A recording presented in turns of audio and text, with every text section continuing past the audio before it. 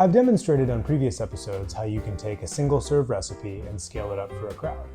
This time we're going the opposite direction in that I found a punch recipe that's great and I'm scaling it down for a single serve.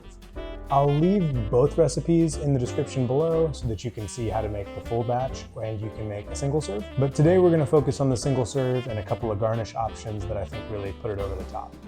We're going to talk through some aromatized wines that we haven't used before. This one is a Dry Vermouth. We've used a couple of different Dry Vermouths before, but this one is Italian and a little bit sweeter than, say, a Dolin or a Noilly Prat. And then also, we're going to talk about a couple different variations on sherry. I happen to be using a sherry called an Oloroso. It's the style of sherry is called an Oloroso. And there are lots of different styles of sherry depending on how they're produced and whether they're oxidized or not or how old they are. But this is one that's called an Oloroso, which roughly translates to aroma or like a strong smell. So whereas the vermouth gets its complexity from being aromatized and fortified, the sherry gets its aroma from being older, from having a lot more oxidative character, which can be kind of nutty or dark fruity. I think it works great for this drink. I think the recipe actually originally calls for an Amontillado, which is a little bit drier sherry. I prefer it though here with the Oloroso. But use what you like or have available. Okay, let's get building right in the glass. We are going to start with the two sherries. Like I mentioned, we'll have Dry Vermouth. You may recognize the word Carpano from Carpano Antica or Carpano Formula Antica, Antica Formula. I can't remember the order of those words, but that is a very well-known and very rich sweet vermouth, whereas this one is a dry vermouth. I would say this is a little bit sweeter of a dry vermouth than most French dry vermouths.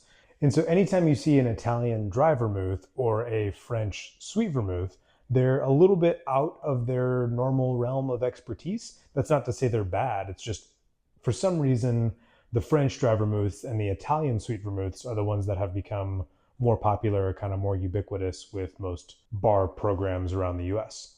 So this is a little bit of an oddball, but it's one that I like for this drink specifically because it brings a little bit more roundness while not being syrupy sweet. And I think that the herbal blend that's connected to it has a little bit more licorice, which works really well with the star anise that I have in the syrup. And so we're going to use 1.5 ounces of this dry vermouth.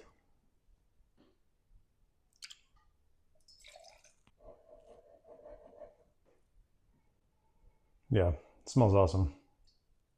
And as I mentioned, the recipe does call for Amontillado sherry, which would be a little bit drier than this. Feel free to pick up a different sherry every time you make this if you want to make it for successive holidays. This is one that we make every December.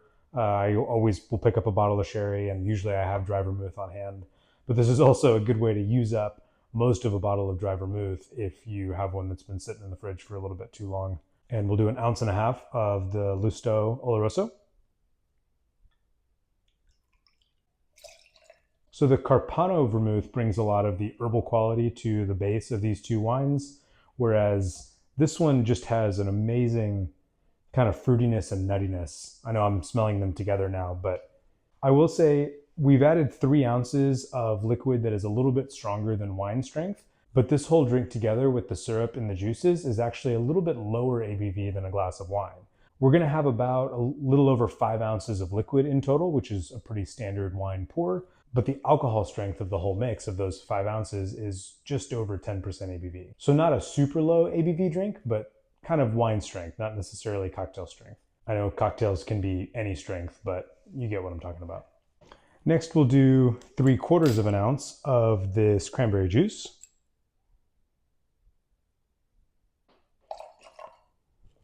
We'll do 3/4 ounce of lemon juice. Just barely have enough. And finally, 3/4 ounce of this spiced syrup.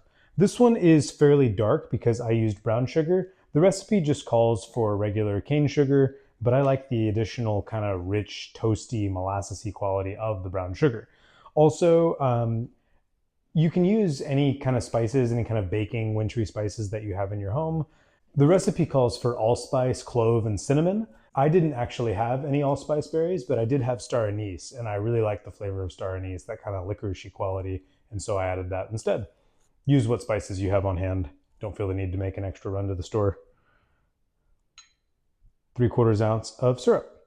This is a standard simple recipe, equal parts water and sugar.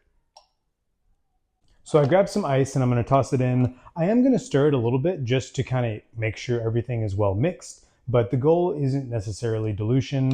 A little bit of dilution is certainly not going to hurt, but we're not dealing with full strength spirits, and so we're really just looking to incorporate everything.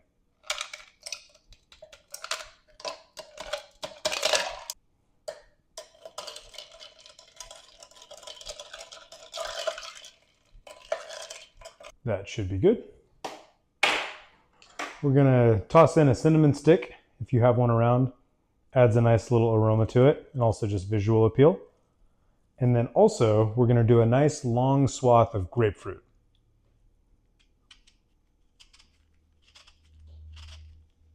Kind of ridiculously long, but we'll get a lot of good aroma out of this.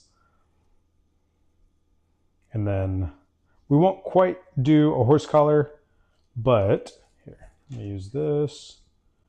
Kind of poke it in here. We'll get a little bit of the peel under the surface of the liquid to make its way into the flavor of the drink, and leave a little bit of the peel sticking out, so we'll be able to smell that each time we bring the glass to our face. Yeah, that smells awesome.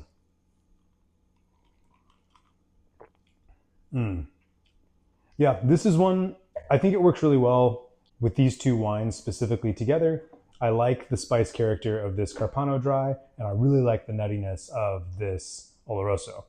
But experiment with different things. If you have Dolin on hand or half a bottle of Norlay Prat or something like that, you can certainly scale it to the liquid you have on hand. It would then mean you're going to have a half bottle of sherry, but it's not really a problem either. Garnish-wise, depending on what you have on hand, you could just as easily do a big wedge of orange, or you could do a wedge of grapefruit. You could express lemon oil over the top. If you take a sip and you feel like what it needs is actually a little bit more cut or more punch, whatever you want to call it, a little bit of expressed lemon oil will actually sharpen up the drink. Whereas if you try it and you think it's too bright, if you do a little bit of orange oil, it can kind of sweeten the drink. I find grapefruit does something somewhere in the middle. It's certainly a fresh aroma, but it's not quite as punchy as lemon or as sweet as orange. It tastes like grapefruit. I'm sure you've had grapefruit before. It's one of my favorite citrus peels to use in a drink. Maybe just because we don't have grapefruit at home as often, it works great here. Thanks so much for joining me for this holiday episode of Cocktail Papa. I hope you're able to make one of these as a single serve or scale it up to the full batch if you want to entertain a crowd. At the end of the day, drinks are for fun, and my goal with this channel is to teach people enough so they can share that fun with the people they love. Come and be amazed at what you can do. Cheers.